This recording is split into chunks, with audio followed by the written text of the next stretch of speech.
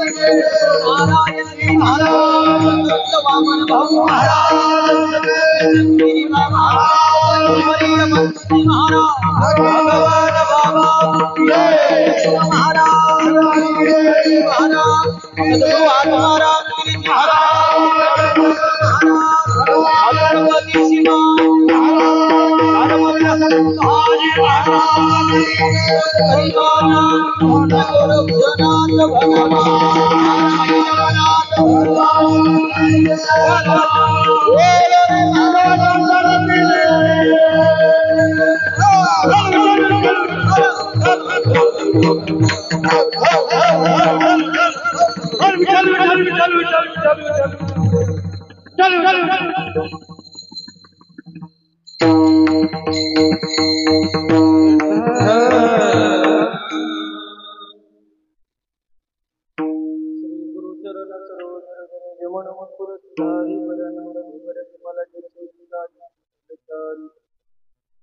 बुद्धिहीन तनु जानिक सुमिरो पवन कुमार बल बुद्धि विद्या जय हनुमान ज्ञान गुण सागर जय संदेश भूलोक भुजागर रामदूत अतुलित बल धामा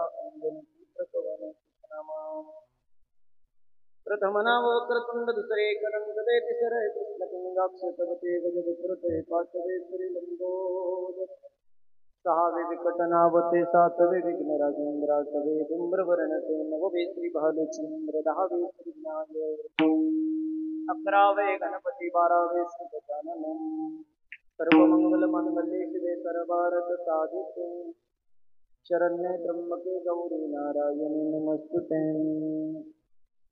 शान्ताकारं भुजगशयनं पद्मनाभं सुरेशं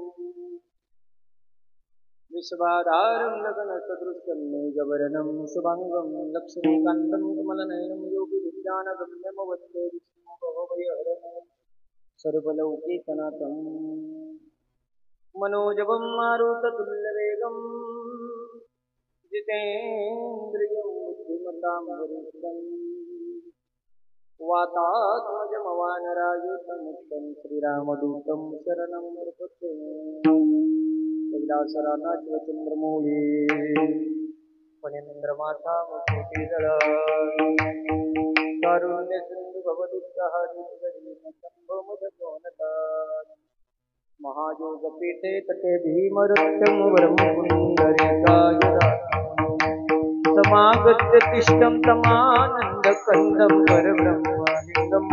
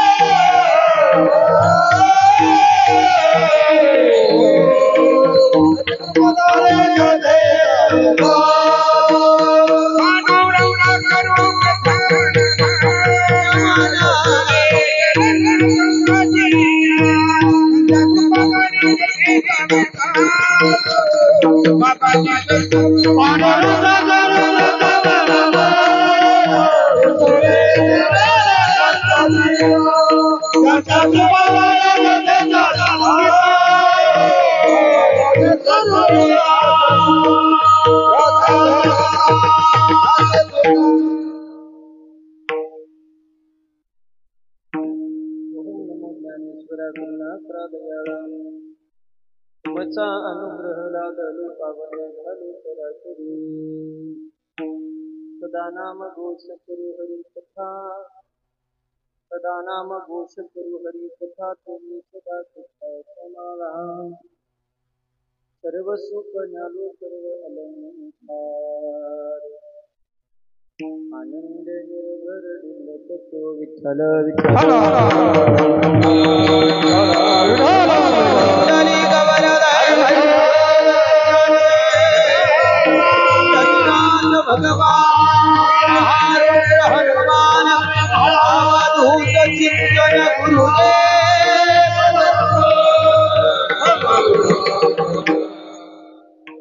सदा नाम करू हरी कथा तुम्ही सदा चित्ता समाधान सर्व सुख न्यालो सर्व अलंकार आनंद निर्भर डुलत तो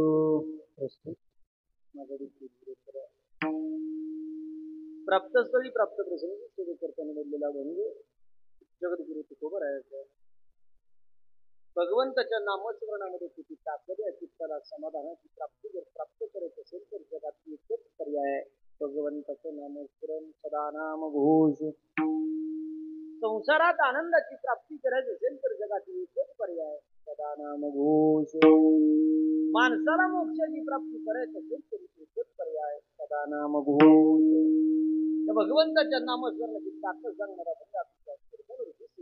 बदलाय विठ्ठल विठ्ठल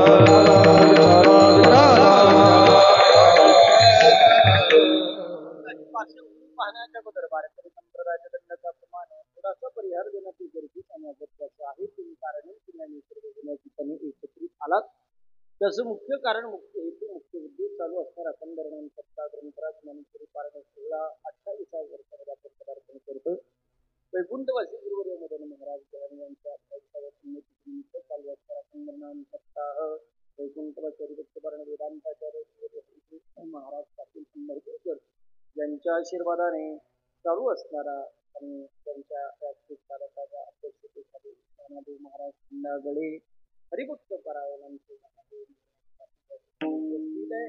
व्यासपीठ सौजन्य असणारे त्याचप्रमाणे काकडा भजन ज्ञानेश्वरी पारायण गाथा भजन प्रवचन हरिपाठ हरिकीर्तन हरिजागर असा चालू असणारा खंडरत्न सप्ताहाचा मला असं वाटतं आजचा तिसरा दिवस आहे सगळ्या कमिटीच्या वतीने भजनी मंडळाच्या वतीने गावकऱ्याच्या वतीने महाराज तुमचा कोणता दिवस झाला तिसऱ्या दिवसाची कीर्तनाची सेवा सगळ्यांच्या वतीने आली त्या निमित्ताने उपस्थित असणारे सर्व कीर्तन मंडळी परमपूजा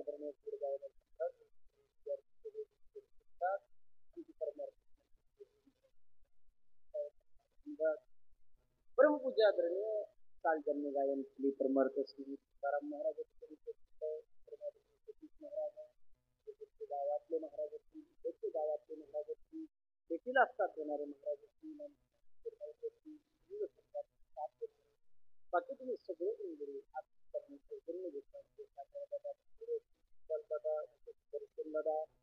सगळे मंडळी उपस्थित आहे आता समोर बसलेले काही चेहरे मला परिचित आहे काही चेहरे परिचित आहे तुम्ही सगळे सज्जन माणूस आणि सज्जनांची नावं घेतली तुम्ही सगळे मी टाकला पाहिजे ना पुण्यवंत व्हावे सज्जनांची नावे पंजरगिरी व्यक्ती अजून आचार आहे मुख्यमंत्री उपमुख्यमंत्री पदाची वरिष्ठ आचारसंहितेच्या बरी आपल्याला करायचं नाही कोणाचे नामोल्लेख करायचा असणार नाही सगळे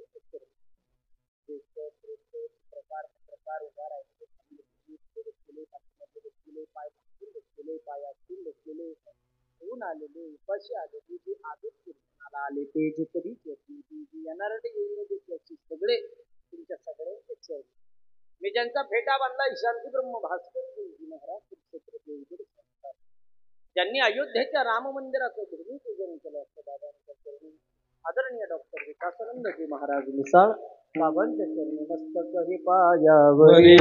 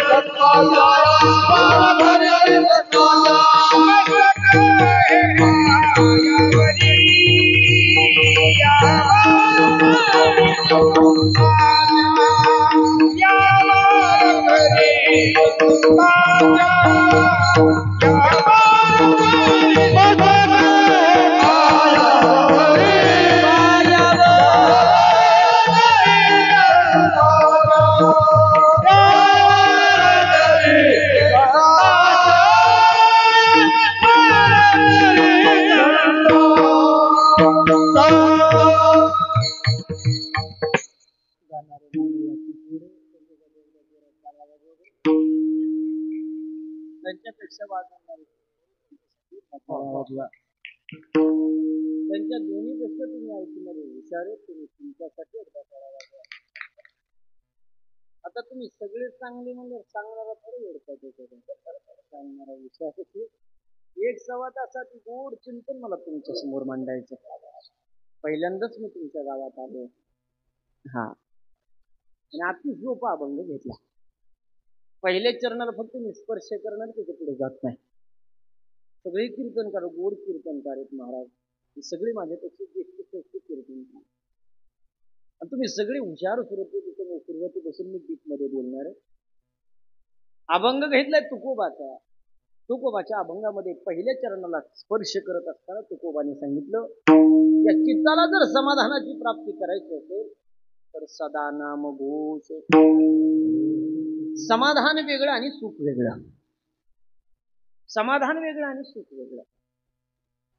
पैशाने विकत घेता येते त्याला सुख म्हणतात संजय महाराज. पण समाधान कधी पैशाने विकत घेता येते. पैशाने सुख विकत घेता येतं. उगले महाराजांनी ठरवलं आता 11 वाजता माझं कीर्तन संपेल. 11:15 11:30 वाजता मला पाची पकवानाचं भोजन करायचं. एखाद्या हॉटेलला मी गेलो, बिल भरलं, पैसे दिले की मला पाची पकवान भेटल. पैशाने सुख विकत घेता येतं.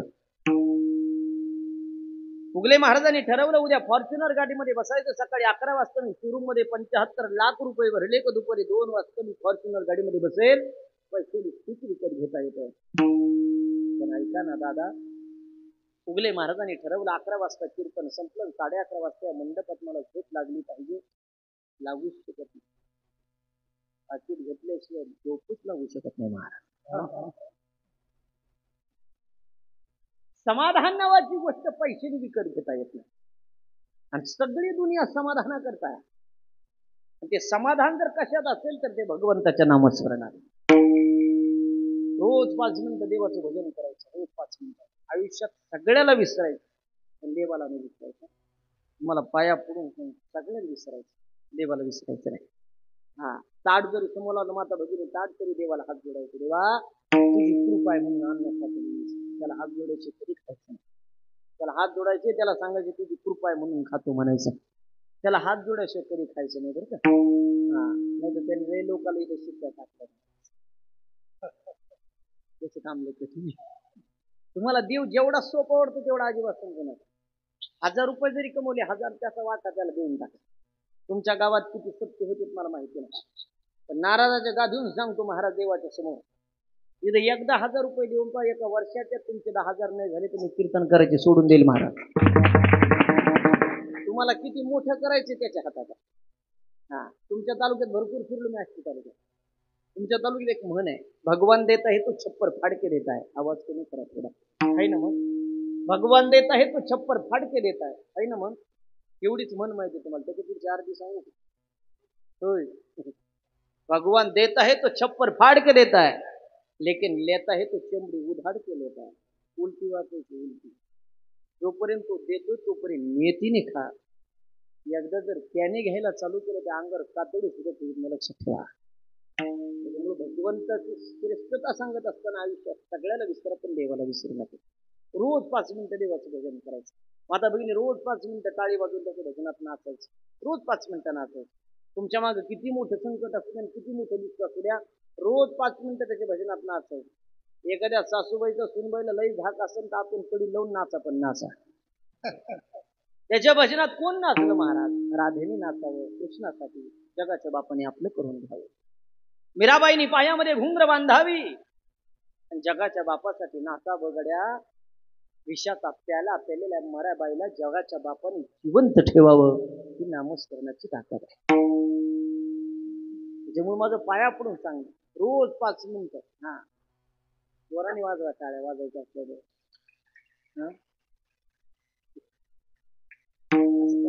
माझं पाया पडून सांगणार. रोज 5 मिनिटं देवाचं भजन करा. रोज 5 मिनिटं टाळी वाजून भजन करायचं. त्यावर टाळी वाजवायची काय फायदा आहे? आतापर्यंत अनेक कीर्तनकार येऊन गेले नाही. अनेक मोठमोठे कीर्तनकार 28 वर्ष देऊन गेले असते. अनेक कीर्तनकारांनी तुम्हाला ओव्या सांगितल्या असतील. अनेक कीर्तनकारांनी तुम्हाला अभंग सांगितले असतील. मी थोडा सायन्सला धरून कीर्तन सांगणारा कीर्तनकार आहे. तुम्हाला एक सायंटिफिक रिझन सांगतो याच्या पाठीमागचं. आतापर्यंत कोणतेच कीर्तनकारांनी सांगितलं नसेल मला माहिती आहे. माझा त्याचा स्टडी झाला म्हणून मी तुमच्या समोर मांडतोय. आणि थोडं परिवर्तनाची भाषा कीर्तनात असावी. महाराज आपण सगळे सायन्सवाले लोक आहेत, सगळे हुशार लोक आहेत. बसलेल्यापैकी किती लोकांचे किती ओव्या पाठी मला माहिती नाही. बसलेल्यापैकी किती अभंग पाठी मला माहिती नाही. पण कीर्तन परंपरा ही परिवर्तनाची असावी असं माझं म्हणणं आहे. सायन्स किती श्रेष्ठ त्याच्यापेक्षा आपला परमार किती श्रेष्ठ मी तुम्हाला पटवून देणार. महाराज तुकोबांनी 450 वर्षापूर्वी टाळी वाजून भजन करायचा संदेश सामान्य माणसाला दिला. किती विचार असतील तिथे. काय फायदा आहे टाळी वाजवण्याचा? हा फायदा जर मी तुम्हाला सांगितलं ना तर बसलेल्या की तुम्ही उद्या चालताना सुद्धा टाळी वाजवताल का? एवढा मोठा फायदा आहे. पण इतके दिवस आपण ह्या कानाने प्रमाण ऐकतो, ह्या कानाने सोडून देतो. आपल्याला असं वाटतं धोत्रवाल्याला काही कळत नाही. धोत्रवाल्याला जेवढं कळतं तेवढं कोणालाच कळत नाही. धोत्रवाला देश चालू तुम्हाला नाही कळणार हा विनोद तुम्हाला. धोत्रवाल्याला जेवढं कळतं तेवढं कोणालाच कळत नाही. 450 वर्षापूर्वी तुकोबांनी टाळी वाजवण्याचा फायदा सांगावा. पण आपण अनेक प्रमाण ऐकले हे कारण काय फायदा आहे टाळी वाजवण्याचा? एकदा माता कधी टाळी वाजवून दाखवा. वाजवा. पुरुष मंडळ तुम्ही वाजवा. तुम्ही वाजवा. तुम्ही वाजवा. तुमच्या टाळ्यावरून असं वाटतं 1,500 हप्ते तुम्हालाच आले का काय? त्यांना यांचा आवाज असतो ते आज. हा नाही का? तुम्हाला चालू होते, टेन्शन घेऊ नका. माझं सरकारला पण सांगणं, नवऱ्याचे एवढे पैसे देऊन नवऱ्याचं कधी ऐकलं नाही मी, परंतु भावाचे थोडेफार पैसे देऊन कल्याण केलं त्यांनी भावाचं. भावाला माझं सांगणं आहे बघा, 7,500 रुपये मतदान झालेलं आहे. 1,500 आता जर हप्ते आले नाही तर बहिणीच्या तळतळात जर तुकडा साफ नाही झाला तर आपल्याला विचारायचं. बहीण म्हणतात महाराज त्याला. तिच्या आशीर्वादाने कल्याण पण होतं. लाडक्या बहिणीच्या आशीर्वादाने तुकडा साफ पण होतो. त्याच्यामुळे देऊन टाका त्यांच्या वाटेत काय असेल ते देऊन टाका. 3 महिन्याचे लई पटापट आले, लई तर सगट आले. आता लगेच छाननी चालू केली. ज्याला 4 व्हीलर गाडी आहे शूटिंग चालू, त्याच्यामुळे मला आज जास्त बोलता येत नाही. नाही का? माझं पाया पडून सांगणं तुम्हाला. टाळी वाजवण्याचा फायदा सांगायचा नाही तुम्हाला. एक मागच्या 2 महिन्यापूर्वी मी एक चित्रापूरची वाघोरी नावाचे एक गाव आहे, म्हणजे महाराज एक कीर्तन केलं आणि संभाजीनगरला कीर्तनाला चाललं होतं. नगरच्या पुढे माझी गाडी निघाली. बायजाबाई जेऊर नावाचं गाव लागतं. माहिती तुम्हाला काय झालं? टाळी वाजवण्याचा फायदा सांगतो तुम्हाला. रुचल पचल या भाषेत सांगतो मला. त्या जेऊर बायजाबाईच्या शेजारी एक जुना टोल नाका, माहिती तुम्हाला? टाळी वाजवण्याचा फायदा सांगतो. हुशार येत रे तुम्ही. याला पुरगिरी म्हणते तुम्हाला. एवढे फास्ट कळायला पाहिजे. आणि तुम्हाला रुचल पचल या भाषेत सांगायचं म्हणून उदाहरण तिकडे घेतलं. बायजाबाई जेऊरच्या 500 मीटर अंतरावरती टोल नाक्याची माझ्या पाठीमागे गाडी होती आणि त्या टोल नाक्यावरती काय तृतीयपंथी माणसं कळतं तुम्हाला. आपल्या भाषेत आपण कधी जगी लोक म्हणजे काय हरकत नाही. ज्याची त्याची शब्द प्रणाली वेगळी, भाषा वेगळी. त्या तृतीयपंथी माणसाने माझी गाडी पाहिली, नवीन गाडी घेतलेली, मी नवीन हार लावलेला, आणि ते तृतीयपंथी माणसं टाळ्या बाजून पैसे मागणारे लोक गाडीला असे अडवून झाले. ड्रायव्हरने ब्रेक दाबला, म्हटलं का ब्रेक दाबला, का थांबवली गाडी? पैसे मागणारी लोक टाळ्या बाजून पैसे मागणारे लोक गाडीला आडवे झाले, काय करायचं नाही आता? म्हटलं काच खाली घे बाप्पा, 50 रुपये होते त्यांच्या हातामध्ये. काच खाली घेतली, 50 रुपये त्यांच्या हातात द्यायला दिले ड्रायव्हरने. नाही म्हणे, नवीन गाडी तुमची, अजून 100 रुपये. ड्रायव्हर मला म्हणे अजून 100 नाही, काय करायचं? म्हटलं जाऊ दे, 15-20 लाख रुपये गाडीला घातले, यांना अजून 100 गेले, काय फरक पडतो महाराज? काय कमी केलं देवाने आपल्याला? मला काही कमी नाही. 26-27 माझं रनिंग वय आता चालू आहे महाराज. माझ्या कमी काळामध्ये माझ्या अपेक्षेपेक्षा जास्त दिलं म्हणल्यावर दिलं म्हणायचं. लोकाला बोंबलायची सवय झाली महाराज. लोक देऊन सुद्धा बोंबलत होते. श्रीमंत असून सुद्धा लोक बोंबलते, आमची गरीबी देव आमच्याकडे पाहत नाही. अजिबात बोंबलत नाही. तुमच्या माहिती करता सांगतो का बोंबलायचं. प्रवासादरम्यान मी पुस्तक वाचतो महाराज, त्याच्यामध्ये उल्लेख आला, या निसर्गामध्ये 2 देवता कायम भ्रमण करत असतात, कायम फिरत असतात, आणि त्यांच्या मुखामध्ये तथास्तु नावाचा शब्द असतो. तथास्तु, तथास्तु, तथास्तु, तथास्तु असं म्हणत चालतात त्या. तुम्ही नेमकी तर खाली म्हणायचे आमची लई गरीबी आहे, तथास्तु म्हणायचा पॉईंट जरी एखादी मॅच झालाच आयती श्रीमंती निघून जाईल. त्याच्यामुळे पाया पडून सांगतो, बोंबलत जाऊ नका. काही काही लोकांना इवळून खायची सवय झाली महाराज, अजिबात बोंबलत जाऊ नका. हा, त्याला म्हणलं ते 100 रुपये दे, 150 रुपये त्याच्या हातात दिले, तृतीयपंथी माणसाने टाळी वाजवली, 150 रुपये घेतले, ड्रायव्हरच्या डोक्यावरती काहीतरी हात ठेवला, 1 रुपयाचा ठोकळा दिला, माझी गाडीच्या 2 नाक्याच्या पुढे निघाली. पण ऐका ना, मी थोडा श्रवण भक्तीचा नादिक कीर्तन करा, मला ऐकायला जास्त आवडतं महाराज. डॉक्टर जोशी म्हणून आहे पावडी, त्यांची कीर्तन, त्यांचं व्याख्यान ऐकत तुम्ही. अति ब्रिलियंट डॉक्टर महाराज पुण्यातला, 40 वर्षापासून त्याचं पुण्यात हॉस्पिटल आहे. त्याचा नित्यनेम सकाळी उठायचं, हॉस्पिटलला जायचं, पेशंट चेकअप करायचं, घरी यायचं. पण जात असताना माऊली त्याला रोज एक टोल नाका लागायचा, टोल नाक्याच्या शेजारी त्याचं हॉस्पिटल. टोल नाका लागला का तृतीयपंथी माणसं गाडीला आडवी यायची. यांनी 40 वर्षात कधी गाडी थांबवली नाही, त्यांना 10 रुपयाची नोट दिली. यांना पैसे दिले कुठं आपल्याला लक्ष्मीत वाढ होते का म्हणाय. पुस्तकी ज्ञानाने प्रगल्भ झालेली लोक याच्यावरती विश्वास ठेवत नाही, यावर मला आज बोलायचं नाही. पण डॉक्टरच्या आयुष्यामध्ये एक दिवस असा प्रसंग घडला. सकाळी डॉक्टर जोशी उठले, हॉस्पिटल कडे निघाले. जात असताना टोल नाका समोर आहे, तृतीयपंथी माणसं गाडीला आडवे येताना दिसले. त्यांना पाहिल्यानंतर डॉक्टर जोशींच्या मनात एक प्रश्न आला, अरे 40 वर्षापासून आपलं इथं हॉस्पिटल आहे, 40 वर्षापासून माझ्या हॉस्पिटलला सगळ्या प्रकारचे पेशंट आले, आजी आले, आजोबा आले, पुरुष आला, स्त्री आलं, लहान लेकरू आलं, लहान बाळ आलं, सगळ्या प्रकारचे पेशंट आले. पण या तृतीयपंथी माणसापैकी, हिजडी लोकांच्या ग्रुपपैकी एकही पेशंट म्हणून माझ्या हॉस्पिटलला आजपर्यंत आलं नाही. हे लोक आजारी पडत नाहीत का बाबा, असा प्रश्न कोणाच्या मनात पडला? बोला बोला बोला, गुमरी गुमरी बोलत चला. तुम्हाला उत्तरपत्र भाषेत सांगा डॉक्टर जोशींच्या, काय असेल याचं उत्तर, काय असेल उत्तर, काय येत नसेल, आजारी पडत नसतील का? डॉक्टरला चेंज पडे ना महाराज. हॉस्पिटलला गेले डॉक्टर, पेशंट लोक सगळे बाहेर काढले, आतून कडी लावून घेतली. एका हुशार मित्राला फोन केला डॉक्टर क्षेत्र द्यायला, ऐकले म्हणे 40 वर्षापासून माझं इथं हॉस्पिटल आहे, समोरचं म्हणे माहिती मला, समोरचा मित्र डॉक्टर म्हणे माहिती मला, माझ्या शेजारी एक टोल नाका आहे माहिती मला. अरे पण का सांगायला लागला तू आज? अरे मी येत असताना काही तृतीयपंथी माणसं माझ्या गाडीला आडवे येताना पाहिले, टाळ्या वाजून पैसे मागणारे लोक पाहिले, आणि त्यांना पाहिल्यानंतर माझ्या मनात प्रश्न निर्माण झाला. 40 वर्षामध्ये माझ्या हॉस्पिटलला आजी आजोबापासून लहान लेकरापर्यंत सगळे आले, पण त्या तृतीयपंथी माणसापैकी एकही पेशंट म्हणून माझ्या हॉस्पिटलला आलं नाही. तुझ्या हॉस्पिटलला आलं का मला? समोरच्या मित्रांनी उत्तर दिलं डॉक्टर क्षेत्रला, माझ्या पण हॉस्पिटलला नाही आलं म्हणे. दुसऱ्या मित्राला फोन केला, तुझ्या हॉस्पिटलला? त्याने सांगितलं माझ्या पण नाही. तिसऱ्या मित्राला फोन केला, तुझ्या हॉस्पिटलला? त्याने सांगितलं माझ्या पण नाही. 256 जणांचा ग्रुप होता, प्रत्येकाला तेवढाच प्रश्न, प्रत्येकाचं उत्तर नाही नाही नाही.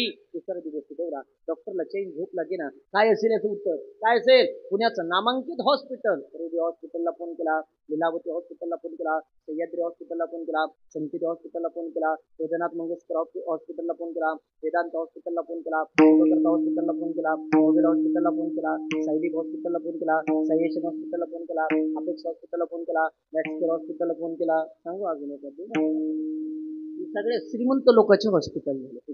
ज्यांचे वर्धापन दिनाचे कीर्तन बाकीचे झाल्यानंतर मी तुम्हाला कळवेल बरं का. हे मोठमोठ्या लोकांचे हॉस्पिटल. पाटील महाराज प्रत्येकाला तेवढाच प्रश्न, प्रत्येकाचं उत्तर नाही नाही नाही नाही. तिसरा दिवस गेला, डॉक्टरला झोप लागेना. काय असेल उत्तर? 39-40 वर्षामध्ये तरी टोल नाक्यावरती न थांबलेला डॉक्टर, उत्तर सापडेना, गाडी थांबवावी लागली. थांबला डॉक्टर. तृतीयपंथी माणूस असा पळत आला. डॉक्टरने 100 रुपये करून जशी बाहेर काढली, त्याने टाळी वाजवली, 100 रुपयाच्या नोटेचा स्वीकार केला.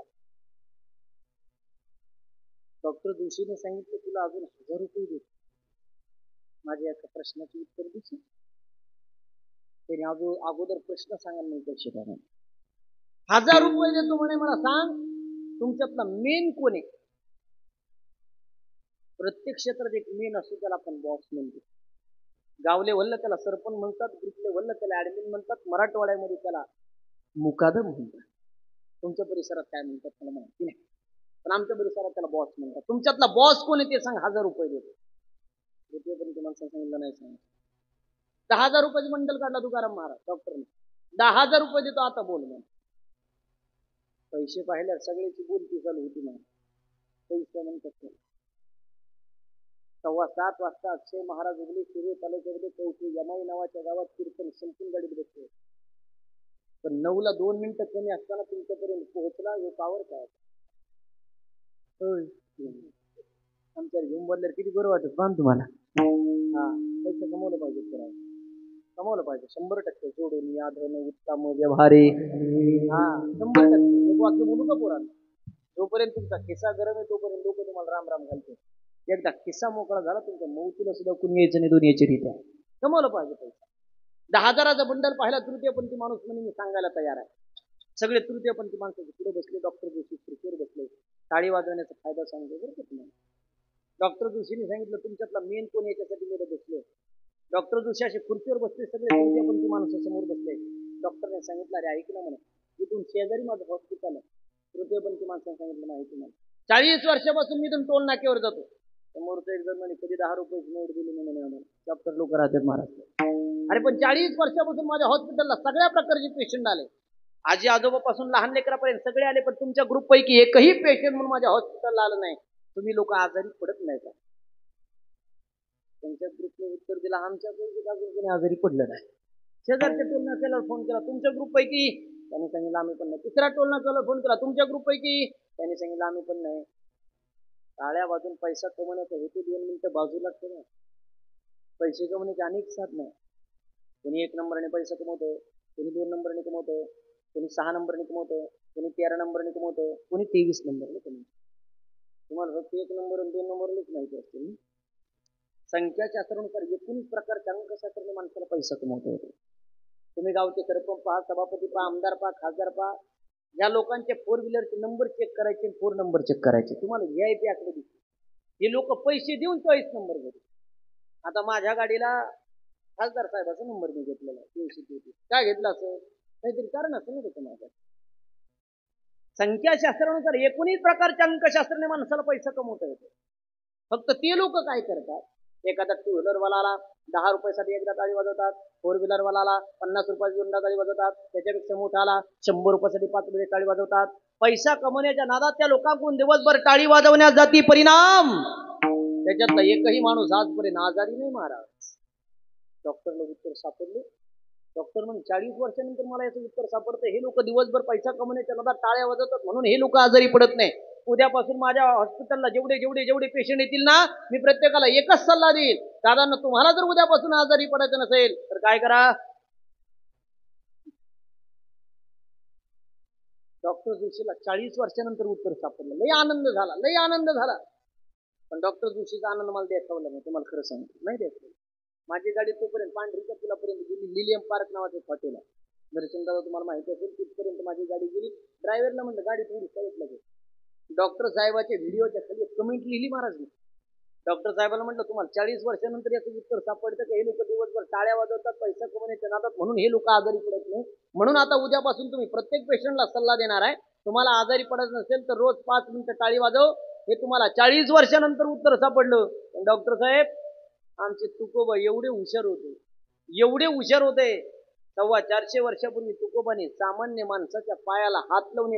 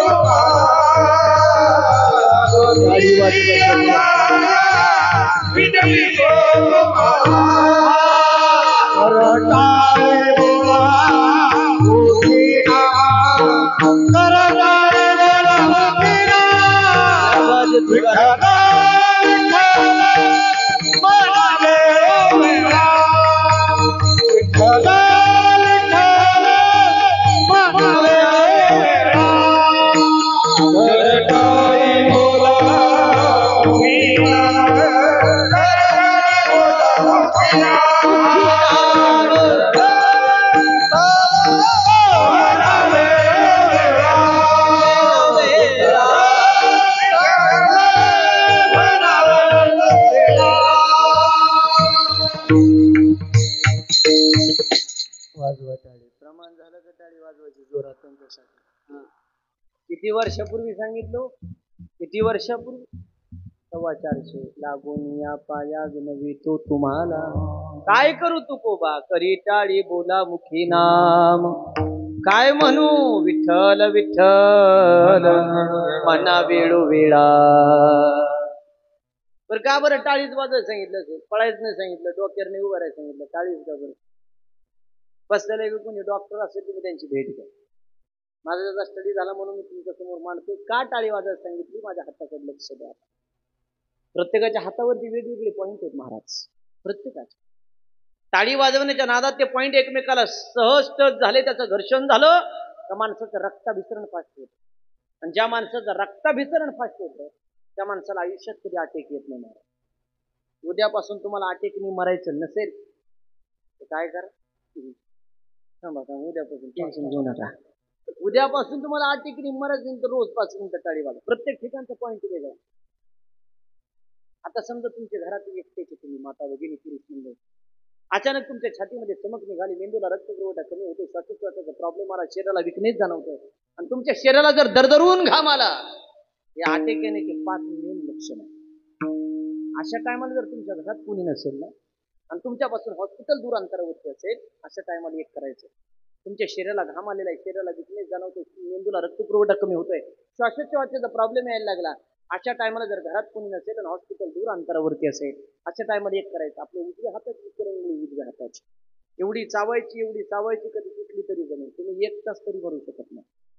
हृदयाच्या मेन व्हेनचा जो पॉइंट आहे ना, सायन्स जगाला शिकवत उगले महाराज नाही, उजव्या हाताच्या करंगळीचा.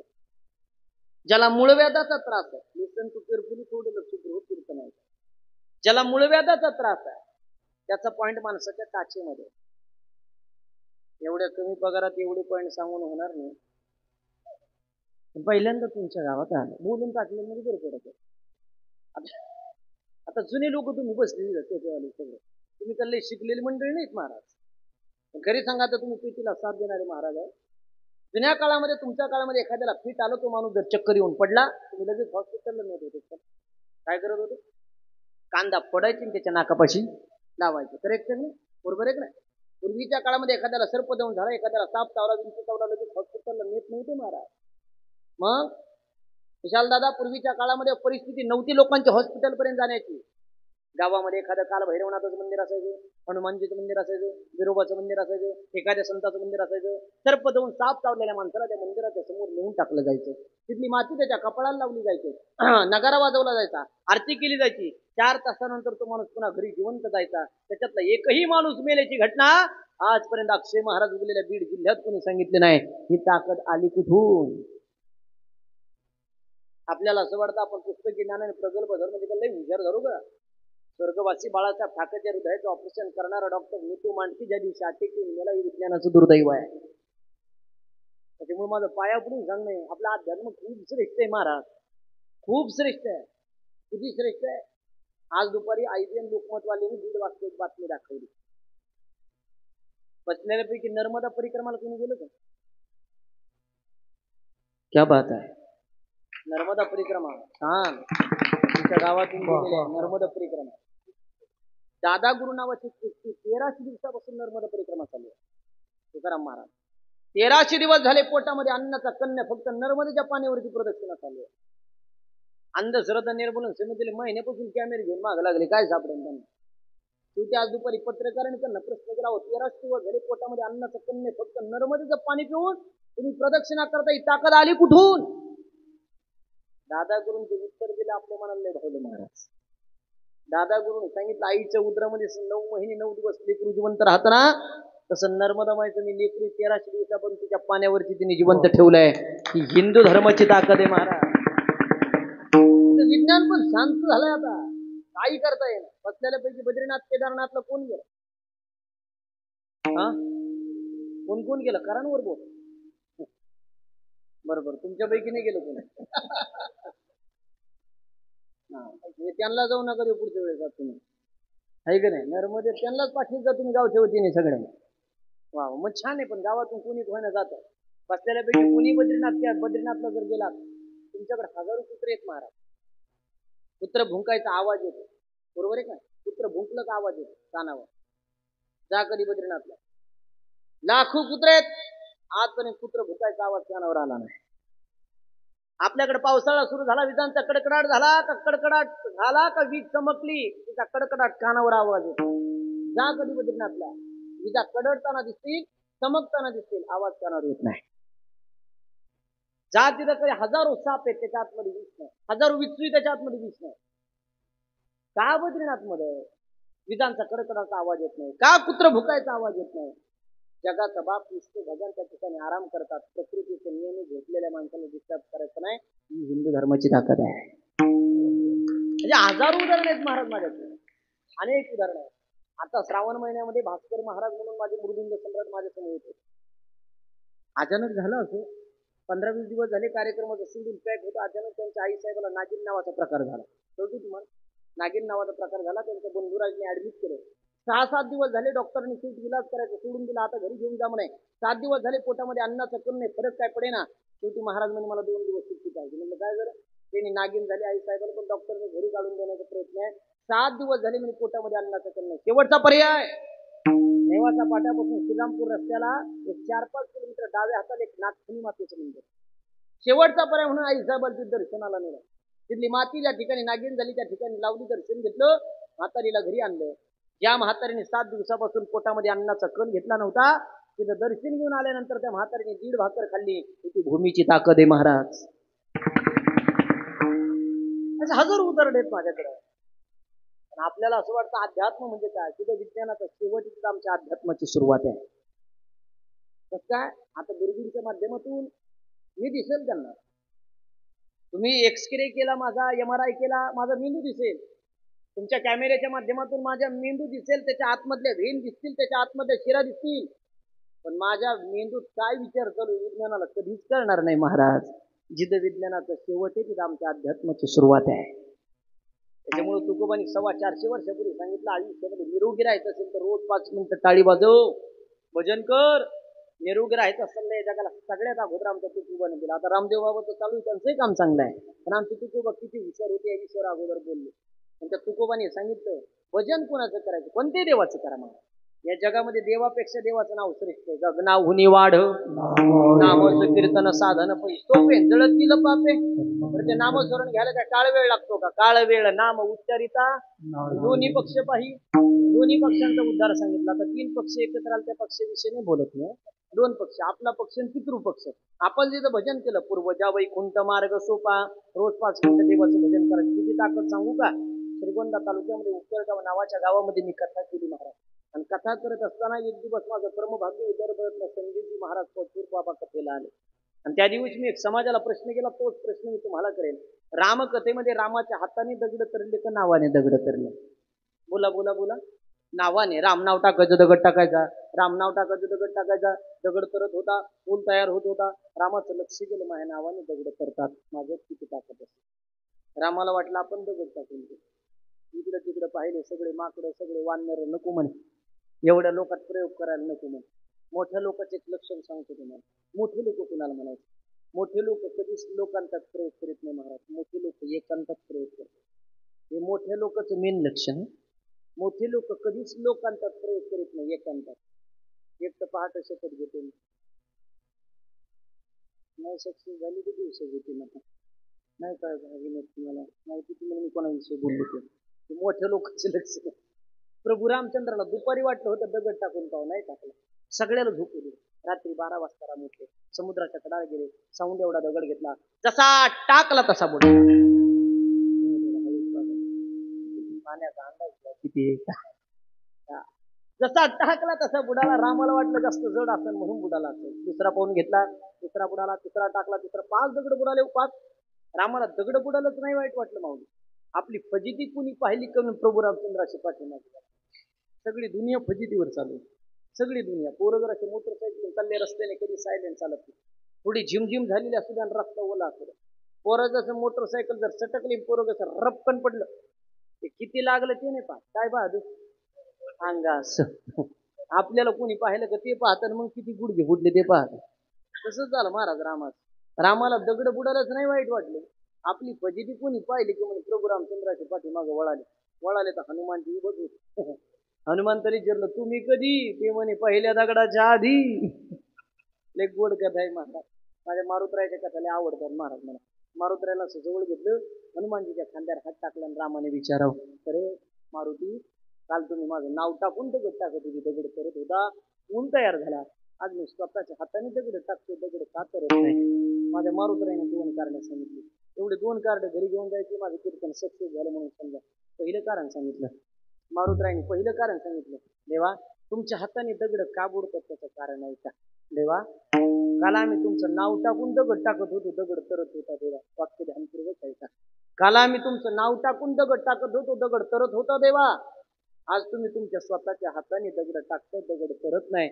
याच्यातून सरळ सरळ सिद्ध होतंय ना देवा, तुमच्यापेक्षा तुमच्या नावात जास्त ताकद आहे. तुझ्या नामाचा महिमा तुझं नकळे मेघ. देवा तुमच्यापेक्षा तुमच्या नावात जास्त ताकद आहे. का सदा नाम घोष या विषयावर बोलतोय बरं का. नामस्मरणाची ताकद सांगतो. नावातच जास्त ताकद पाहिजे पोरांना. साधं बिस्लरीचं पाणी होतं हे साधं. विराट कोहलीने त्या बाटलीने हात लावला, 800 रुपये लिटर पाणी झालं ते. त्याला नावाचा ब्रँड म्हणतात. हे जे जॅकेट काढून ठेवलं ना मी, हे मोदी साहेबांनी एकदाच घातलं होतं. होय, हे जॅकेट मोदींनी एकदाच घातलं होतं. महाराष्ट्रात कोणत्या दुकानात जा, त्याला मोदी जॅकेट नाव पडलं. नावाचा ब्रँड. जरांगे पाटील ब्रँड. ते काय फुकट होत नाही महाराज. संघर्ष.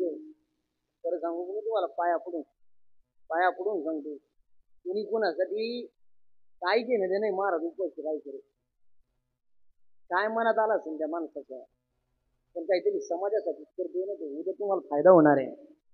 त्याची किंमत कळत नाही महाराज आपल्याला. असे कित्येक वर्षानंतर एखादी जन्माला येते. माझा पाया पडून सांगणार तुम्हाला, मी तसं जाते व्यवस्थित पुढचा माणूस आहे. तसं पाहिलं तर याच्यात गुंतून बसू नका. फक्त ज्याचा हक्क आहे त्याला 100% भेटला, पण त्या हक्कासाठी लढा. हक्कासाठी 100% लढा.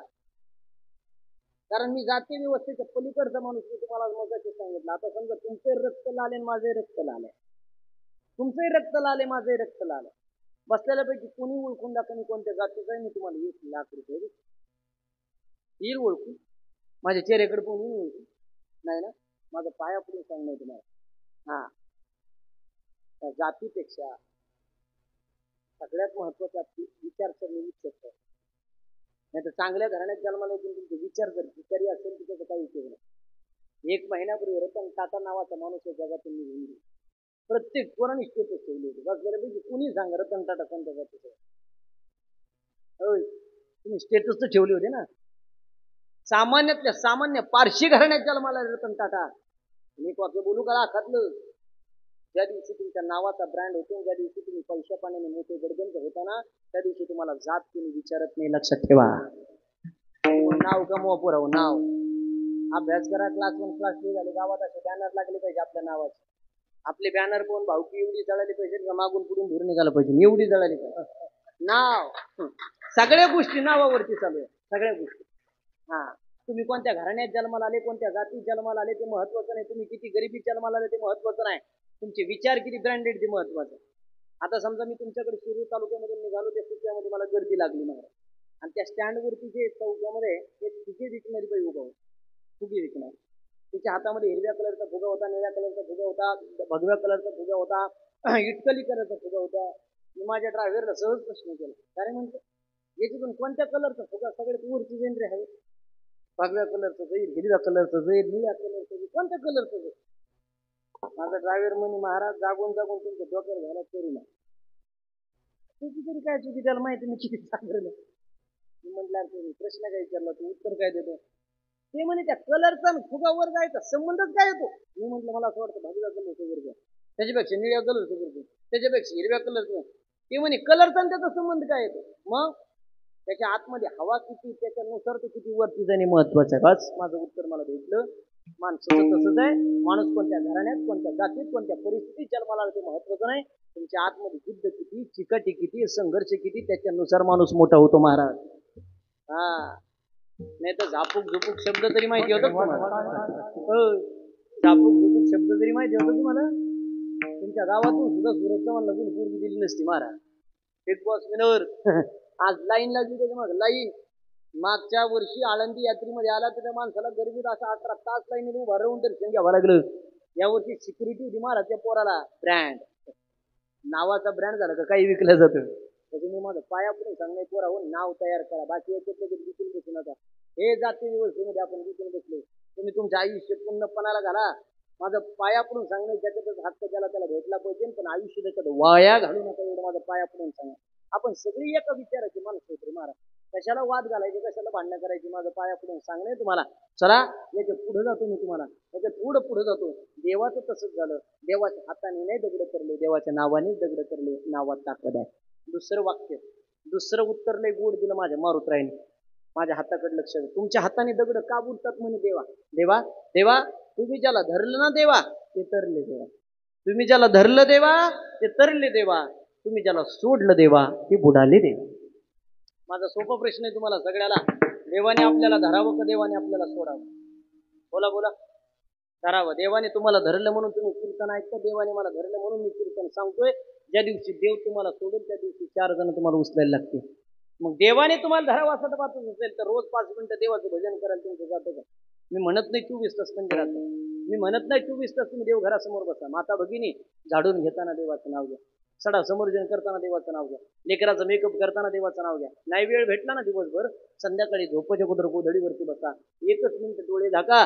श्रीमन नारायण नारायण नारायण भजमन नारायण नारायण नारायण हे नारायण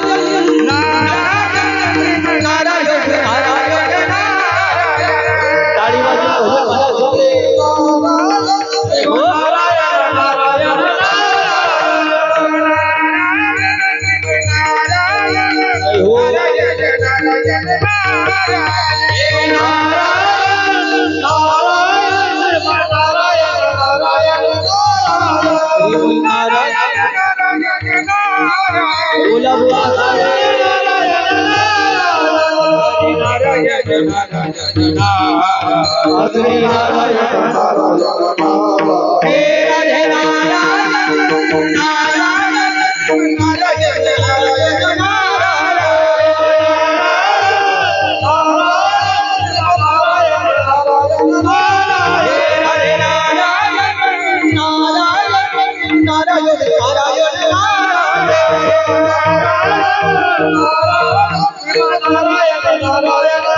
गोपाल कृष्ण भगवान उमापति महादेव की जय.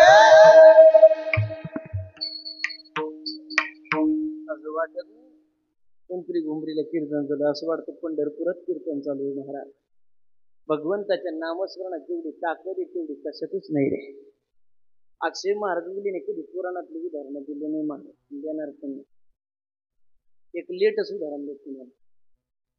तुम्हाला नामस्मरणाची ताकद पाहिजे असेल तर माझं कीर्तन संपलं तर युट्यूब इंस्टाग्राम तुम्ही सगळेजण वापरतात. इंस्टाग्रामवरती जायचं, नामस्मरणाची ताकद पाहिजे असेल अक्षय महाराज दिली नका सर्च करत बस. नामस्मरणाची ओरिजिनल सध्या कलियुगात ताकद पाहिजे असेल तर प्रेमानंद शास्त्री म्हणून एक नाव सर्च करा. प्रेमानंद शास्त्री. 17 वर्षापूर्वी त्या महात्म्याच्या किडण्या गेल्या महाराज. 17 वर्षापूर्वी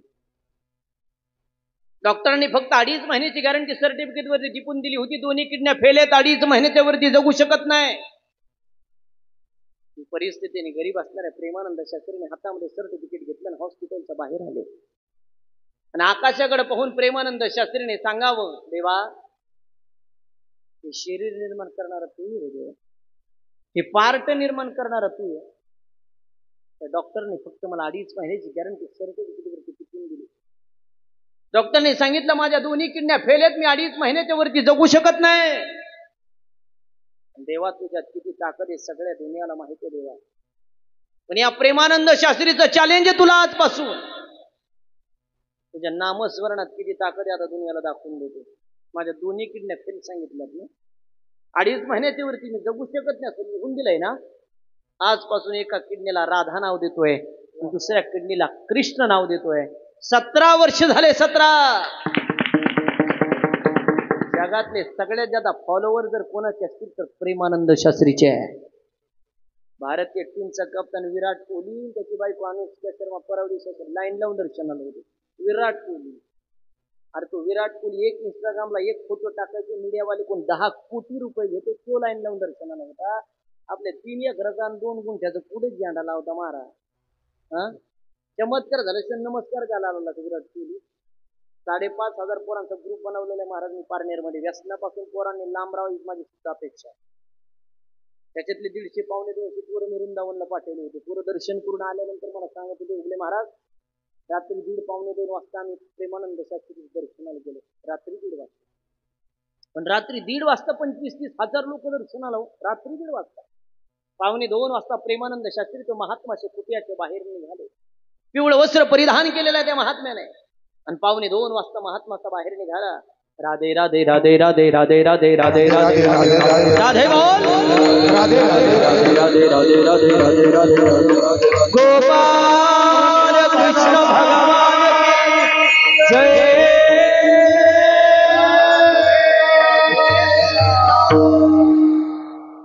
पावणे 2 वाजता 25,000 लोकांनी दर्शन घ्यावं. अरे ज्या माणसाची 2.5 महिन्याची गॅरंटी सर्टिफिकेट वरती टिपून दिली होती, 17 वर्षापासून डोक्याच्या केसाला नाही धक्का लागू दिला. की भगवंताच्या नामस्मरणाची ताकद आहे म्हणून सदा नामघोष. वेळीने महाराज तू का म्हणून सदा नामघोष. तुम्हाला बिगर खाता पिता जिवंत राहायचा सोपा उपाय सांगू का? कोणाला ऐकायचं करा बरोबर. कोणालाच नाही कॅन्सर. तेवढ्याच बाकीचा सांगणार होते, रुपये वाढवू देणार नाही. कोणाला ऐकायचं करा बरोबर. सगळ्याला ऐकायचं. म्हातारीने 2 हात वर केले सांगत काय हरकत. कोणालाच मूर वाटत नाही महाराज. 2 गोष्टी या जगात कोणालाच नकोय. पहिली गोष्ट दुःख नको आणि दुसरी गोष्ट मरण नको. तुमचा भ्रम आहे फक्त काजू बदाम खाल्ले माणसाचं आयुष्य वाढतं. डोक्यातून काढून टाका. तुम्हाला बिगर खाता पिता जिवंत राहायचा सोपा उपाय सांगतो. तुमचा जो श्वास चालू ना श्वासागणिक जर भगवंताचं नामस्मरण असेल तर काळाची ताकद नाही महाराज तुमच्याकडे पाहिजे. फक्त श्वासागणिक पाहिजे. तुम्ही श्वास आतमध्ये घेताय राधे राधे राधे राधे राधे, श्वास बाहेर सोडताय नारायण नारायण नारायण नारायण. श्वास आतमध्ये घेताय ओम नमः शिवाय ओम नमः शिवाय ओम नमः शिवाय ओम नमः शिवाय. श्वास बाहेर सोडताय राधे राधे राधे राधे राधे राधे राधे राधे राधे राधे. श्वासागणिक भगवंताचं नामस्मरण असेल तुम्ही 2 दिवस बिनान्न पाण्याचे राहिले जिवंत राहू शकता. 1 महिना बिनान्न पाण्याचे राहिले जिवंत राहू शकता. 6 महिने बिनान्न पाण्याचे राहिले जिवंत राहू शकता. 1 वर्ष बिनान्न पाण्याचे राहिले जिवंत राहू शकता. कोण राहिलं जिवंत? लय लांबचं उदाहरणच देत नाही तुम्हाला. तुमच्यापासून 8 ते 9 किलोमीटर अंतरावरती हायवेला एक मांदळी नावाचं गाव आहे. सद्गुरू आत्माराम गिरीजी महाराज साक्षात भगवान शंकराचा अवतार नाही. तुम्हाला किती प्रचिती मला माहिती नाही, पण मी तुम्हाला नारदाच्या गाथेने सांगतो. भगवान शंकराचा कधी जिवंत देव पाहायचा असेल तर जाती. अरे 1 तास आपण एक अंगावर झोपलो तर कळला की महाराज आपल्या पाचला. कित्येक वर्ष झाले आपण पाहतो ना महाराज. तप होऊन गेले ना अख्खं. त्याच्यामुळे ऐका ना, ते कमिटीवाले लोक त्यांचे सेवक दादा मला परवा दिवशी सांगत होते, आता तरी बाबा मंदिरात येतं त्याच्यावर. पहिले झाडावर जाऊन बसले तर 6 महिने बाबा खाली येत नाही. एकदा रस्त्याच्या कडे उभा राहिले वाद गर्दी करून सगळे 2-2.25 महिने भगवंताच्या नामस्मरणात. एकदा तर पायाच्या आडी मारली. 6 महिने अन्नाचा कण काही घेतलं ना. नंतर पंढरपूरला गेले म्हणे. अन्नाचं कण आणि पाणी सुद्धा 6 महिने घेतले नाही. महाराज ही ताकद भगवंताच्या नामस्मरणाची आहे. आणि कधी पाहिजे 2 दिवस जेवलो नाही तर आपला चेहरा असा विपरीत दिसतो. अरे काही नाही खाता पिता कधी चेहऱ्यावरती तेज पहा ना. ब्रह्म तेज. तुकोबाला माहिती होतं बिगर खाता पिता सुद्धा जिवंत राहता येतं. त्याच्यासाठी भगवंताचं नामस्मरण. तुकोबाला माहिती होतं शरीराचे सगळे पार्ट खराब झाले तरी जिवंत राहता येतं, त्याच्यासाठी भगवंताचं नामस्मरण. म्हणून तुकोबाने, सामान्य माणसाने तुकोबाला प्रश्न केला, अहो आमच्या चित्ताचे समाधाना करता. तुकोबाने सांगितलं, चित्ताचं समाधान सोड, बिगर खाता बिगर जिवंत ठेवतं ते भगवंताचं नामस्मरण सहज घेऊन बघ, 100% चित्ताला समाधान भेटत. काय करायचं चित्ताच्या सदानंद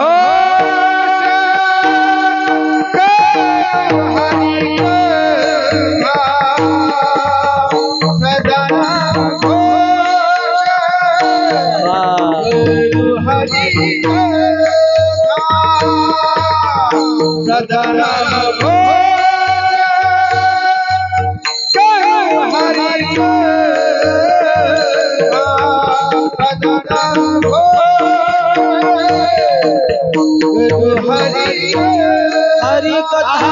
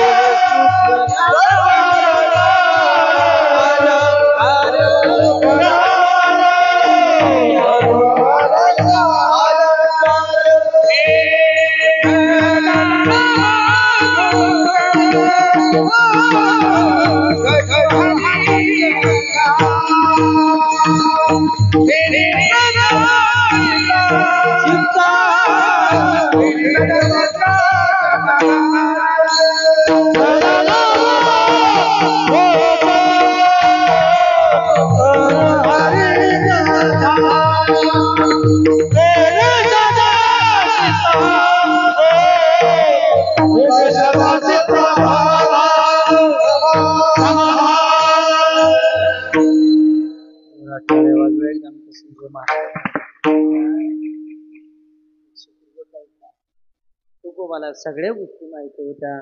म्हणून तुकोबाने समाधानाचा पर्याय म्हणून भगवंताचं नामस्मरण सांगितलं. सदा नाम घोष तेने सदा चित्ता समाधान. गोड चाल लावली महाराजांच्या संत महाराज, गोड आवाज दिला भगवंताने त्यांना. काही काही नाही गोड आवाज देतो देव, पण ते रेल्वेत गाणे म्हणतात महाराज.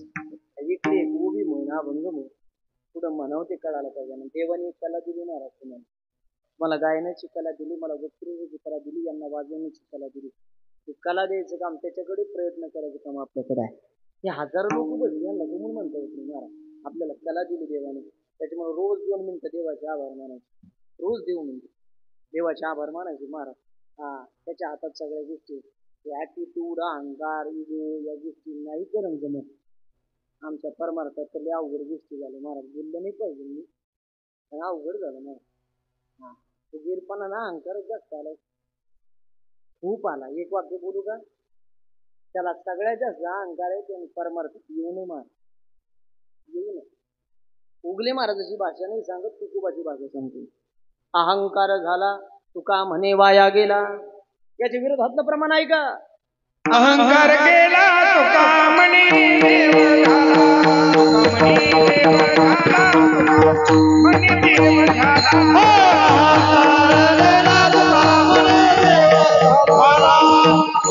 झाला, तुका म्हणे देव झाला. अहंकार गेला तुका म्हणे देव झाला, देव झाला तुका म्हणे देव झाला. देव झाला, देव झाला तुका.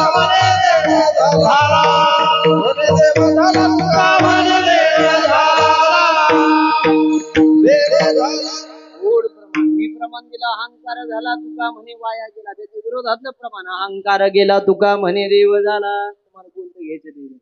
अहंकार काही उपयोगाचा नाही महाराज. अहंकार उपयोगाचा नाही. तुकोबा महाराज एवढे श्रीमंत होते, नाथ महाराज एवढे श्रीमंत, त्यांनी नाही केलं ना आपण काय अहंकार करावं महाराज. आणि अहंकारी लोक आपल्याला जास्त आवडत नाही. माझं एक वाक्य लिहून ठेवायचं, अहंकारी लोकांना आयुष्य कमी असतं. हे लक्षात ठेवायचं, पुढं पण लिहून ठेवा. त्याला सगळ्यात जास्त ऍटिट्यूड इगो आहे ना, त्याला आयुष्य कमी असतं. आता मी माझी 4 व्हीलर गाडी इथे घेऊन आलो माझी, आणि गाडी घेऊन आल्यानंतर आमचे तुकाराम महाराज आहे, सतीश महाराज आहे, संजय महाराज आहे, सगळी मंडळी माझ्या गाडीवर समोर येतात. यांनी समजा मला नाही रामराम घातला, नाही जय हरी घातला, मी तेच डोक्यात धरायचं नसन पाहिलं बाबा, मोबाईल कडे लक्ष असतं, घरचं काहीतरी टेन्शन असत. अक्षय महाराज गेले लग्न झालं नसतील ओळखू आले, असं काहीतरी म्हणायचं विषय सोडून द्यायचा. आता मी तर तेच डोक्यात धरलं, पारनेरला जाईपर्यंत वारंवार त्याची घोकणपट्टी करत बसतो. हातकूनच रामराम नाही घातला, हातकूनच जारी नाही घातला, संजय महाराजाला गाडी ओळखाल तरी तिकडे तोंड केलं, हातकूनच केलं. वारंवार त्याचीच घोकणपट्टी करत बसतो. खरं सांगा, बीपी कोणाचं वाढणार? माझं. शुगर कोणाची वाढणार आहे? माझं. हायपर टेन्शन कोणाचं वाढणार आहे? माझं. आयुष्य कोणाचं कमी होणार आहे? माझं. अरे लोकांचं टेन्शन घेऊन आपलं आयुष्य कमी करायला सांगितलं कोण तुम्हाला? की आपलं आयुष्य आपल्या मस्ती जागायचं. नाही पाहिलं त्या विषय सोड, जिथल्या तिथं विषय सोडायची का समाधानी आहे. नेचर त्याच्यात जळायचं सोडून द्यायचं आहे, लोकांना जळायचं महाराज. आता हे गोड गायन करते यांच्यावर मी किती जळालो, काय फरक पडणार यांना? त्यांना जसं गायन येतं ते अक्षय महाराज उगलेले येणार नाही महाराज. अक्षय महाराज उगले जसं वक्तृत्व करतात माऊली महाराजाला येणार नाही. ते जसं मृदुंग वाजवतात सचिन तेंडुलकरला जमणार नाही. संजय षटकार मारतो लता मंगेशकरला येणार नाही. लता मंगेशकर गायन करतात ते गौतमी पाटीलला जमणार नाही. आणि गौतम पाटीलची ठुमका आणती बसलेल्या तुम्हाला कोणालाच येणार नाही. मला मुद्दा क्लिअर करायचा, प्रत्येकाचा आयुष्य देवाने वेगवेगळं बनवलं, कोणाला सेम नाही बनवलं. याच्यात त्याच्यात जळत बसू नका. काही लोक नशीब घेऊन जन्माला आलेले असतात. आमच्या संप्रदायामध्ये निवृत्ती महाराज देशमुख इंदिरकर नशिबवान माणूस आहे. 1000 महाराज लोक जरी एकत्र आले ते म्हणजे इंदिरकरचं कीर्तन घ्यायचे नाही, जनतेने डोक्यावर घेतलं महाराजच्या माणसाला. अक्षय महाराज उगले, अक्षय महाराज उगले नशिबवान आहे. मागच्या महिन्यात 30 दिवसात 92 कार्यक्रम केले. लोक म्हणत होते लग्न झाल्यावर शांत होईल. कशाचं काय महाराज? ललाटीचे लिहिले. इथं जे लिहिलं ना त्याच्यात बदल होत नाही. कोणी किती झटलं तरी हे जळायच्या भानगडीत सोडून द्या महाराज. काही फरक पडत नाही कोणाला. ते भगवंताने लिहून ठेवले. ते अक्षय महाराज उगलेची आजची सेवा लिहून ठेवलेली होती. कोणी किती प्रयत्न केले असते याच्यात बदल होत नाही. त्याच्यामुळं स्वच्छ निर्मळपणाने जीवन जगा. भगवंताने प्रत्येकाचं आयुष्य वेगवेगळं बनवलेलं. काही लोक 24 तास झोपू नये, मरणाचे पैसे आहे महाराज गडगडले. आणि काही 24 तास रात्र दिवस पळते रुपयाने अकाउंटला त्यांच्या. किती दाखवून देऊ मी तुम्हाला? अन्न मानधन हे प्रारब्धाधीन. त्याच्यामुळे आता संजय महाराज माझा परिचय 2-4 वर्षापासून महाराज हे माझ्यापेक्षा सगळे ज्येष्ठ श्रेष्ठ आहे. मी आपला छोटा माणूस आहे.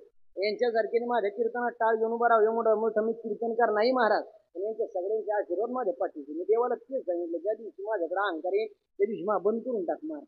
त्या दिवशी गोड बोलून राहिले तेव्हा समज निघेल, मरावं लागेल, सांगता येत नाही. काय ऍटिट्यूड पणा घेऊन बसली. हे तुमचा फुगीरपणा तुमच्या गाव लेवलला चालेल, हे तुमचा फुगीरपणा तुमच्या तालुका लेवलला चालेल. अरे ज्या दिवशी मुडी मारतो त्या दिवशी कोणाचा फुगीरपणा चालत नाही. माझा पाया पडून सांगणं हा अहंकार विरहित जीवन जगा, गोड राहा, गोड बोला, मस्त कोणता दिवस कधी येईल काय सांगते तर महाराज. त्याच्यामुळे माझं पाया पडून सांगणं, समाधान जर चित्ताला भेटायचं असेल तर अहंकार विरहित जीवन जगा. सोडून जात नाही मी मुद्दा. तिसऱ्या मुद्दा पण तुमची चुकी नाही. तुम्ही सगळे संसारात मायाजाळात गुंतले. तुम्हाला देव काय, धर्म काय, देश काय, ग्रंथ काय, काही घेणं देणं नाही. खरंच सांगा पुरुष मंडळी, माता भगिनी, तुम्हाला देव महत्वाचा का मायाजाळ? हा, देव. किती लोकांना देव महत्वाचा करा बरोबर. माता भगिनी वा वा वा, वरती बोट आले, धन्यवाद तुमचे.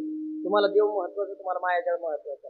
आता मायाजाळ म्हणजे काय, अर्ध्या मिनिटात बोलतो. मायाजाळ म्हणजे सत्ता, मायाजाळ म्हणजे संपत्ती, गाडी, बंगला, घर, संसार, सगळ्या गोष्टी मायाजाळात. तुम्हाला मायाजाळ संपत्ती महत्वाची नाही, तुम्हाला देव महत्वाचा. ज्यांनी वर बोट केलं तुम्ही थांबे घ्यायचं, कोणाला माघार घ्यायची नाही ना. आमची मुदत चालू आहे. तुम्हाला देव महत्वाचा, फायनल. थोड्या वेळात माझं कीर्तन संपेल, तुम्ही इथून निघाला. अर्धा किलोमीटर वरती तुम्ही पायी पायी चालत गेलात आणि जात असताना रस्त्याच्या कडून तुम्हाला दोन मूर्त्या दिसल्या. एक रामाची मूर्ती आणि एक रावणाची मूर्ती. एक रामाची मूर्ती आणि एक रावणाची मूर्ती. खरं सांगा मला, तुम्ही कोणती मूर्ती उचलता? रामाची. 100% रामाची. 100% रामाची मूर्ती पितळाची आणि रावणाची सोन्याची. घुमरी. रामाची पितळाची आणि रावणाची सोन्याची. आता कोणती उचलतात? रामाची. घरी जाऊन सांगा मला काय सांगायला. हा, माझ्या सगळं रावणाची उचली ना, तुमचं काय घेऊन बघितली. माता बघून तुम्ही रामाची मूर्ती उचलताल का? रामाची. अरे सरकारच्या 1,500 करता दिवसभर बँकेसमोर उभा राहणार आहे तुम्ही. उगले महाराजाला खोटं बोलायला लागले होय. तर मी तुम माझ्या आईसारख्या आहे, बहिणीसारख्या आहे. खरं सांगा मला, माझ्या गळ्यात तुळशीची माळ आहे, तुमच्या गळ्यात मंगळसूत्र आहे. माझ्या गळ्यात तुळशीची माळ आहे, तुमच्या गळ्यात मंगळसूत्र आहे. पटकन सांगा, दोन्हीत पवित्र काय? तुळशीची माळ. माझ्या गळ्यात तुळशीची माळ, तुमच्या गळ्यात मंगळसूत्र. पवित्र काय? तुळशीची माळ. 100% फायनल. लॉक किया जाय. तुळशीची माळ पवित्र आहे. कीर्तन संपलं तर सगळे मंगळसूत्र काढायचे, निधा आणून ठेवायचे. येडा गडा काय म्हणा पप्पा, तू 80,000 सोन्याचा भाव गेला. तू म्हणतो विधान बा सोनी उदाहरण तुम्हाला देवाच काही घेऊन देणं नाही. लोक फक्त म्हणते दुगले महाराजाचं कीर्तन चालू असलं का असं वाटतं संपूच नाही. चांगला जर साप इथं मध्ये निघाला तर एक बसच नाही माझ्या पुढे. तुम्हाला देव मग सगळे मायाजाळात गुंतलेले लोक आहेत महाराज. तुम्ही गुताल याच्यात नवल नाही महाराज. 4 महिन्यापूर्वी मी स्वतः संसाराच्या मायाजाळात गुंतलो. मी इतके दिवस लय दार करायला सुरू होतो, काय लय अवघड राहतं महाराज. हे दिवाळीच्या आदल्या दिवशी त्या अकोल्याचं कीर्तन केलं आणि घरी आलो. घरी आल्यानंतर माझी मिसेस धर्मपत्नी सुदर्शन माझं डोकं दाबीत होती. आणि डोकं दाबता दाबता बायकोनी मला प्रश्न केला. मला माहिती का हो, लग्नाच्या अगोदर तुम्ही एवढी धावपळ करत होते, दिवसाची 3-3, 4-4 कार्यक्रम. आता मी पाहते दिवसाची 3-3, 4-4 कार्यक्रम करताय. एवढी धावपळ करताय. आता समजा तुमचं डोकं दुखतंय म्हणजे मी दाबून देते म्हणून. लग्नाच्या अगोदर डोकं दुखलं कोण दाबून देत होते? पहा प्रश्न करा. लग्नाच्या अगोदर कोण डोकं दाबून देत होते? आता महाराज मी 12 गावचं पाणी देतो, मी साधा चाप्टर होय. तिला हात जोडून सांगितलं माझ्या बायकोने, म्हणलं तुला खरं सांगू का, लग्नाच्या अगोदर मला डोकं दुखीच नाही तुम्ही. ज्याला विनोद समजलं त्याला धन्यवाद, ज्याला नाही समजले नाही 11:15 डबल जेवण करा मग घरी जा महाराज. संसाराचं काम एवढं सोपं वाटलं तुम्हाला? ते लेख गोड करून घ्यावं लागतं. संसार करून या मताचा मी नाही, पण संसारात समाधान प्राप्त करायचं असेल तर सदा नाम गोड. अजून एक समाधानाचा पर्याय सांगतो माता भगिनी, अजून एक समाधानाचा पर्याय सांगतो. तुमच्या दारात एखादे महाराज आले, एखादा भिकारी आला, एखादे साधू आले, एखादे कीर्तनकार आले, तुम्हाला काय द्यायचं नसलं ठेवू नका. फक्त मुखाने कोणाला अपवित्र बोलू नका. माझं पाया पडून सांगण्यात नाही. हा, आता मोठा देवीच्या समोर माझं कीर्तन संपन्न झालं गडावर. नवरात्र उत्सवामध्ये त्या गडाच्या पुढे गेलो तर गहिनीनाथ गड म्हणून होता.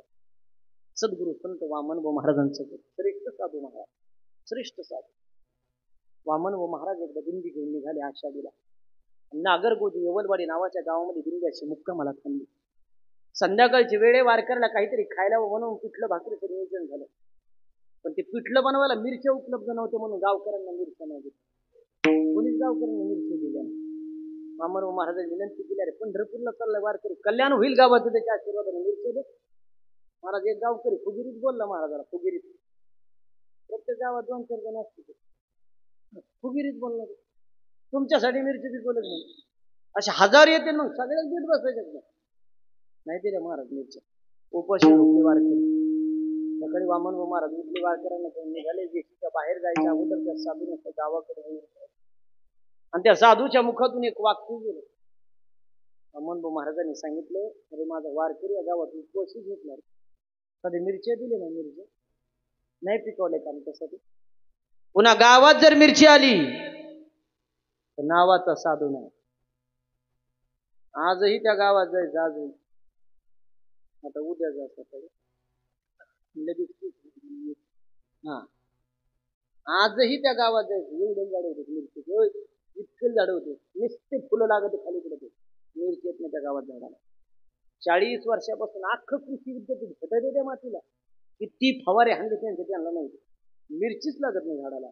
साधूच्या मुखातून गेलेलं वाक्य जगाच्या बापाला नाही खोटं करतायत. साधूच्या वाणीची ताकद आहे. त्याच्यामुळे माझं पाया पडून सांगणार, साधू संत येते घरात तुमची दिवाळी परभणी परिसरात गेले तर मोतीराम बाबाच्या दर्शनाला थांबा. 2-4 नावं लक्षात. मोतीराम तुमच्या परिसरात श्रावण महिन्यात आंब्याला आंबे येतात का मार? नाही येत ना. मोतीराम बाबाला श्रावण महिन्यात आंबे खायची इच्छा झाली. एका शेतकऱ्याने म्हणजे मला आंबे खायचे. शेतकरी या दिवसात कुठे आंबे राहते जाय म्हणतोय रानात घेऊन, बाकी कसं पण किती करतो. मला शेतकरी रानात गेला, पाहतो आंब्याला आंबे तोडली, मोतीराम बाबाला आणून दिली. मोतीराम बाबाने मनसोक्त आंबे खाल्ले. त्या साधूने सहज हात वरती केला. देव जाणे काय वाक्य गेलं साधूच्या मुखातून. पण त्या दिवसापासून आज त्या गायत नुसतं त्यांच्या गावात नाही, तालुक्यात नाही, जिल्ह्यात नाही, महाराष्ट्रात नाही, जगात एकच गाव असं आहे मोतीराम बाबाचं गाव. आसपास खेड्यात सुद्धा नाही. मोतीराम बाबाच्या गावात श्रावण महिन्यातच आंब्याला आंबे येतात. निसर्गाच्या विरोधात कार्यक्रम करून दाखवला साधूच्या वाणीने. मोतीराम बाबाच्या पायाला जखम झाली एकदा पायाला, पाटील महाराज त्या जखमीत आळी झाली. आपल्यासारखीने काय केलं आळी काढून टाकली असते की. मोतीराम बाबा सकाळी उठायची, त्या जखमीतल्या आळीला साखर टाकायची. त्याला साधू म्हणावं मारा. हा, एक दिवस बाबांना झोप लागली, त्यांचा शिष्याचा पुढे बसले. त्याने काय केलं, ती आळी काढली, फेकून दिली. बाबांना जाग आली, लक्ष दिलं जखमीकडे. कोणी काढली म्हणे आळी? त्याने काढली असं ना, आळी तर फडून मरायच्या अगोदर तर फडून मरे.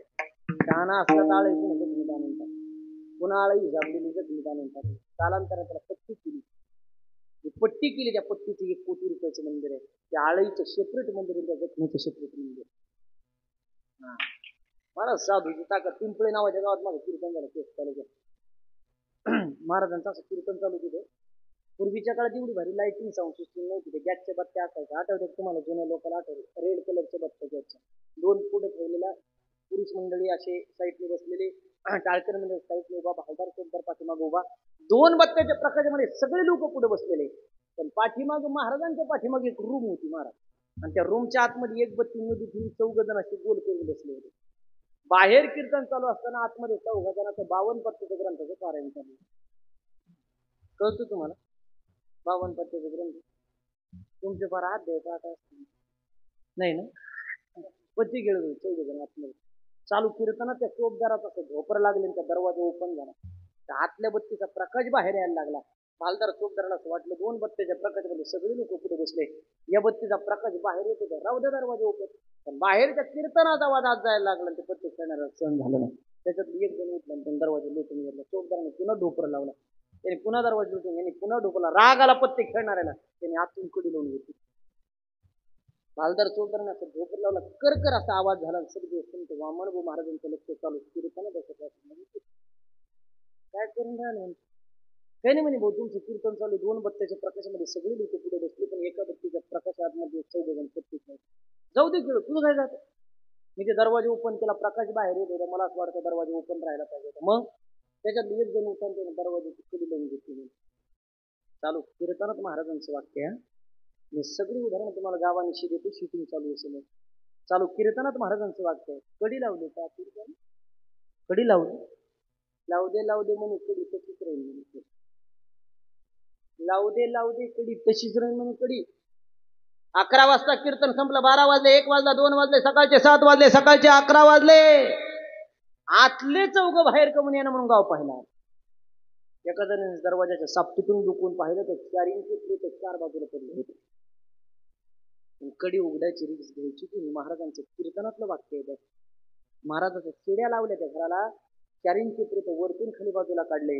कडी लावलेला दरवाजा आजही त्या गावात जसाचा तसा आहे. याला साधूच्या वाणीची ताकद म्हणतात.